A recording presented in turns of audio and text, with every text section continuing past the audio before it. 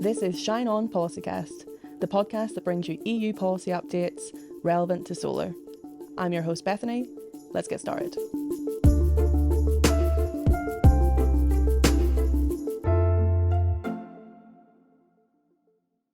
So today on Policycast, we have Máté Heisz, who is our Director of Global Affairs here at SolarPower Europe, but is also the Chair of the Global Solar Council. Welcome, Máté. Thanks. And so maybe to kick off, you can explain a little bit about the Global Solar Council. Who are they? What they do? Sure, Bethany. So the Global Solar Council is the voice of the solar industry at the global level. It's an industry association somewhat similar to SolarPower Europe, but it acts at the global level.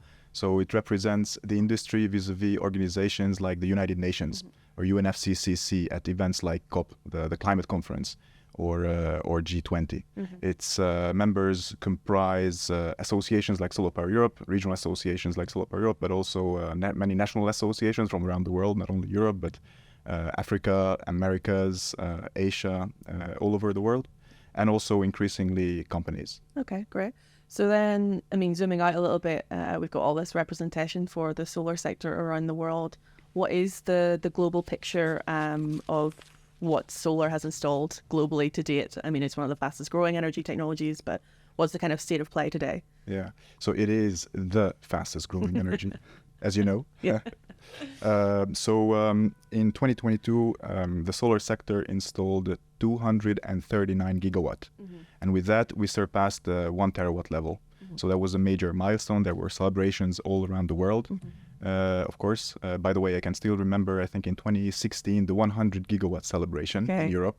So it's crazy how much we've grown over the course of a few years only. That's 10 times growth in 7 years. Exactly. And so there was a slight increase in solar prices last year due to the pandemic and inflation. But even with that, solar remains significantly cheaper than all our competitors, especially fossil fuels and also nuclear. Obviously, installations, in terms of forecasts, installations are set to grow in the future as well.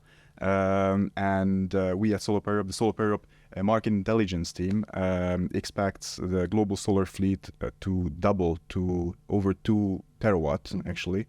2.4 terawatt in just 3 years. And so also in terms of the overall renewables picture, so solar is the fastest growing, as mentioned, meaning that solar installed about 2/3 of all renewable energy capacity additions in 2022. So solar has a lot of potential, but in terms of solar's total power generation share, it's only around 5%. So capacity versus generation, yeah. Exactly. So we have a lot of room for improvement there. And that is actually what we have to improve in order to stay on the 1.5, on the famous 1.5 Celsius pathway. Okay, so clearly, there's plenty more to do in terms of solar generation. And one of the places that we can make some global moves on driving this is COP28. And the Global Solar Council is kind of solar representation to COP28. So maybe you can tell us a little bit about the plans there and what that looks like. Exactly. So the Global Solar Council is part of the Global Renewables Alliance. It is an umbrella organization that the Global Solar Council created together with 5 other renewable energy technology associations, international associations, including the global bodies representing wind, hydropower, geothermal, long-duration energy storage, and green hydrogen. And so the main purpose and the main objective of the Global Renewables Alliance is to ensure a stronger than ever voice for renewables at COP28. So why are we doing this? We learned from the lessons of COP27 and previous COPs, where we felt, and it was obvious that renewables didn't have a strong enough voice, especially compared to fossil fuels. So essentially, there was an outrageous number of fossil fuel lobbyists participating in these climate conferences. So that is why we created the GRA, the Global Renewables Alliance, to try to match the voice of fossil fuels.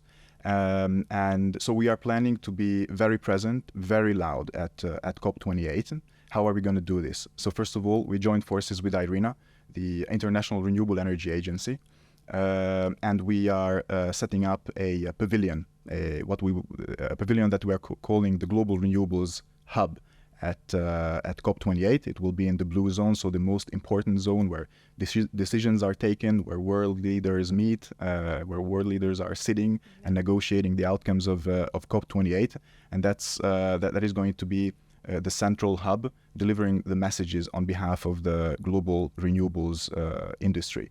And what is our main message? Our main message is that the world needs a global renewables target. We want to see a global renewables target as part of the official COP28 conclusions. And the target should be for 2030. Why for 2030? Because we don't have time. Yeah, so, we've been seeing targets for 2050, but it's not enough. So in order to address the climate crisis and to stay on the 1.5 degrees Celsius pathway, we need a target for 2030. So on the short term, it's really crucial, and that is why we want to make a lot of noise at COP28. And we're doing this with a group of leading solar and renewable energy companies, and in an alliance with the associations that I mentioned, but also international organizations. This is where the famous campaign comes in. Exactly. I prepared our first prop on. I prepared a visual, the famous double down, triple up campaign. Yeah. So this is our motto. Yeah. Double down refers to doubling down on the efforts, making a special effort to reach this target. But it also refers to energy efficiency, because part of our target is also to talk about intensifying energy efficiency twofold by 2030. And the triple up part refers to renewables.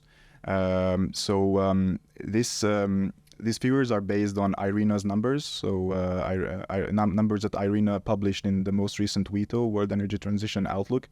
And so it's been calculated that in order for the world to stay on the 1.5 degrees Celsius pathway, we have to increase installed capacity, installed renewable energy capacity threefold from now until 2030. So we have to increase installed capacity to 11 terawatt. And this is the number that we are advocating for. And this is also a really important and interesting number from the solar sector's point of view, because the various calculations and the projections have shown that solar will be contributing the lion's share to this number. So according to IRENA's numbers, we have to install 1 terawatt of renewable energy capacity on average from now until 2030 in order to stay on the 1.5 degrees Celsius pathway. But we all know that now, currently, in 2022, 2023, the world is pretty far from this 1 terawatt installation, yearly installation. We are below half a terawatt, in fact. So this means that towards the end of the decade, we will probably have to go significantly beyond, significantly beyond 1 terawatt. And so, according to SolarPower Europe's projections, solar energy alone will reach about 1 terawatt of annual installations by 2030. It can even exceed 1 terawatt in 2030. And so we think that in order to reach 11 terawatt of installed capacity by 2030, we will be reaching around 1.5 terawatt total renewable energy installations. The lion's share of which, about 1 terawatt of which, will be contributed by solar. Yeah, so lofty goals for the solar sector there. But then what are the challenges? I mean, how will we get countries on board and carbon capture and storage? What role does that play? There's some fun political stuff there that will play out in December, I'm sure. It is indeed. So on the one hand, we are in a very good position already because there has been tremendous support from international organizations and also some countries as well when it comes to the tripling target, the 11 terawatt target. So the IRENA GRA initiative, this campaign, the tripling campaign, is supported by organizations such as the European Union itself. Actually, it was just last week, I think, that the European Union's Council agreed on endorsing this 11 terawatt tripling target. Also, the COP28 presidency, which is a UAE presidency, is supporting this target.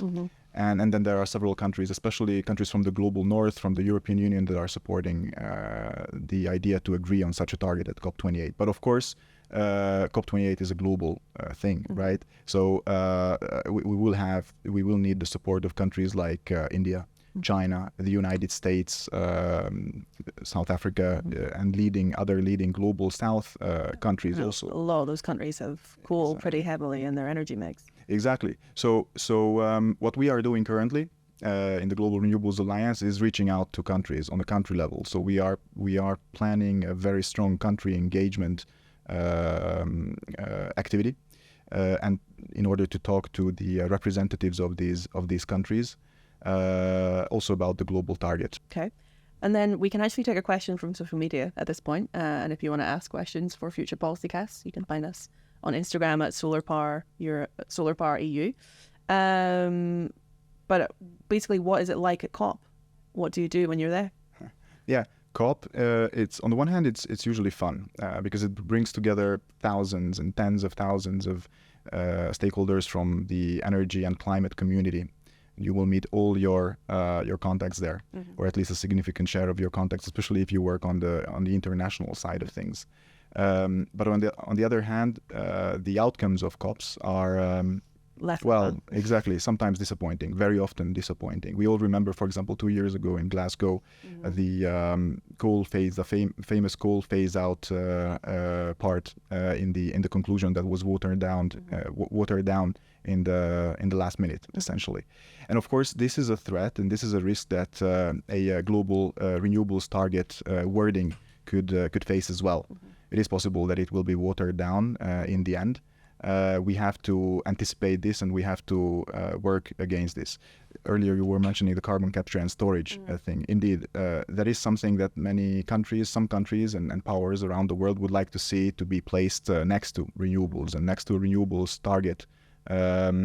We don't think it should be there, but we've seen some countries asking for example, tripling efforts in investments in carbon capture and storage. From our point of view, CCS is not the right technology to tackle the climate change, especially not on the short term. It's not a mature technology. It's not something that can deliver by 2030. Exactly. It's not going to deliver net zero or 1.5 degrees pathway by 2030.